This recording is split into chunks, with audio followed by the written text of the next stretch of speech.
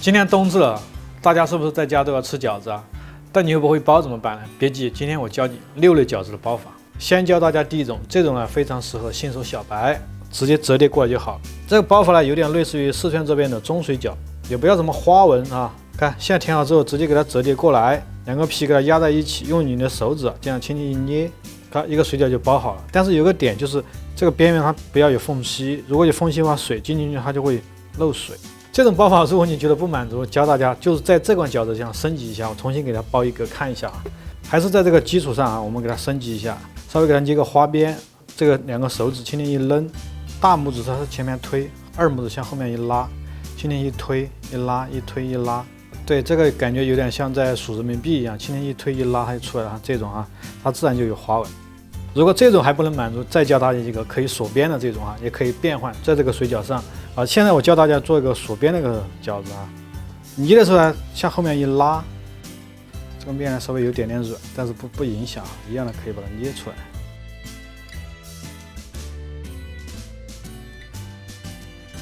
这个还是一样有花纹，稍微有点这种花纹好看一些。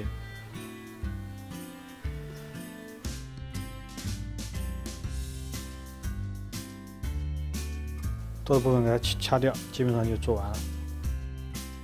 这个锁边的饺子就包好了。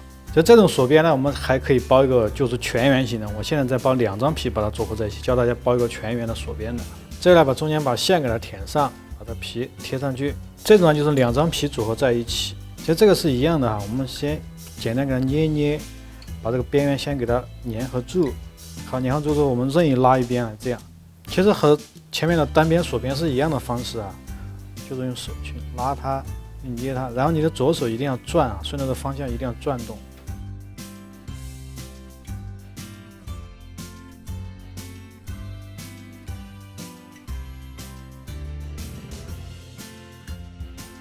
好，最后稍微给它修一修。再教大家一个比较常用的简单包饺子的方式，这个馅儿呢把它填到中央，好，直接这样哈，右边一下捏一下，左边一下捏一下。好，最后再把上面一捏就好了。第一种呢，大家都学会了嘛，接下来教大家做第二种。第二种呢，稍微上一点点难度了。这种呢，把线填到中间，给它叠在一起。这个时候就用你的手的虎口，就左右两边贴在一起。好，这个形状就做好了。如果你不满足，想升级怎么办呢？我教大家一个方式哈，就像给它扔，用你手指把它边缘稍微给它扔一下。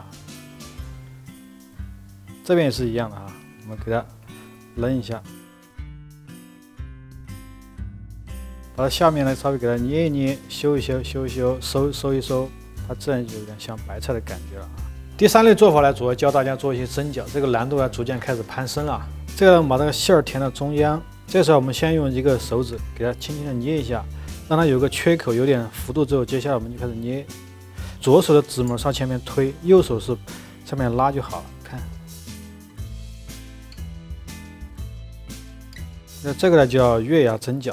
其实刚刚那个月牙蒸饺，你稍微给它变换一下，就可以变换成虾饺的包法。给大家看一下虾饺的包法，还是先捏一个缺口啊。大致其实这2个饺子呢比较的接近一些，这个口子稍微要捏粗一点，因为虾饺的皱纹呢你可以包粗一点点。左手呢就把这皮送过来啊，一定去送它，这个左手一定要去送它。所以我们才应该一拉，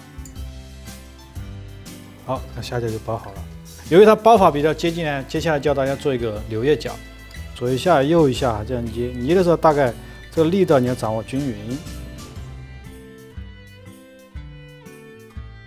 第4类饺子呢，包出来它有点像个品字，为什么叫品呢？品都是3个口，今天会包2个口到3个口到4个口，2口呢就是祝大家小两口都能和和气气，3个品呢就祝愿所有人都是人间一品，4口呢祝大家四季发财。好，我们把这个馅呢给它填到中央。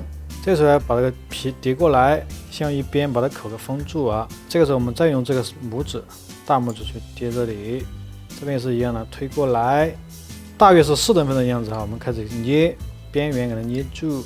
这时候呢，你要保证这个饺子里面它是不要有空气的啊。就如果你发现里面有空气的话，你稍微给它挤一挤，排一排。接下来我们把这对折的2边捏过来，这个边缘捏紧。这边也是一样的方式啊，我们给它捏一下。捏过来，像2个口一样啊。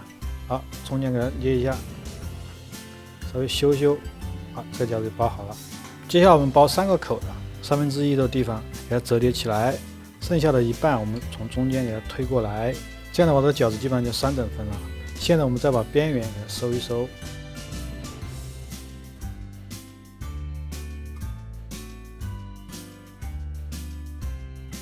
边缘给它修一修，顺便给它扔个花纹大概就到这个样子了。因为其实我是很久没做了。现在我们包这个是叫4口的中间地方的对折，左右两边你看一定要从下面推上去对折过来，这边也是一样的对折过来，这样就变成4等分了，好吧？4等分我们按照先把这个边缘给它捏一下，每一边的边缘给它捏住。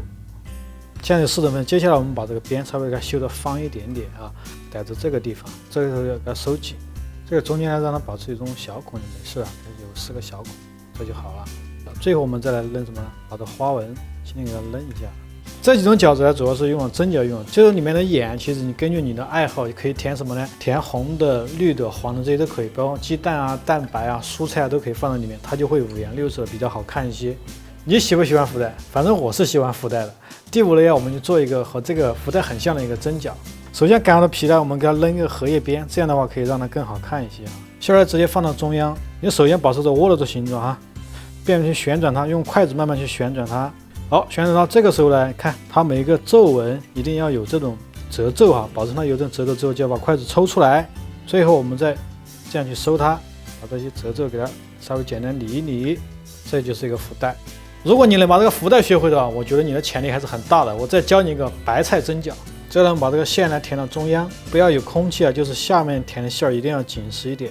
我们先给它4等分，这边也是一样的我们先给它4等分。接下来我们把这个边缘给它捏紧。这里呢教大家一个小技巧，就是我们留一个口不要封住。为什么？因为其实这饺子里面你在包的时候它容易有些空气我们先不要给它捏住了我们先包3边的边，慢慢的开始扔花纹，开始这时候给它叠过来，这边也是一样的方式扔个花纹。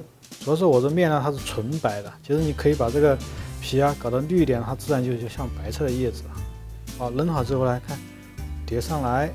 好，现在我们不是剩了一片吗？这个时候把它口封住，再叠过来，最后把4片叶子稍微给它收一收，整理一下形状。好，这个饺子就好了。既然你都看到这儿了，我跟你说，这次我是把最简单的放到最后了，直接用叉子来做。你第一次包饺子，其实我教你方法在手上包，你可能包不紧是吧？教大家最简单的方式，这种呢你可以放在案板上，像这样叠过来，用你的手轻轻把这个皮压一压，拿出这个叉子平时我们吃东西的叉子，这样去弄一弄，很轻便，稍微给它压点幅度，这个饺子就包好了。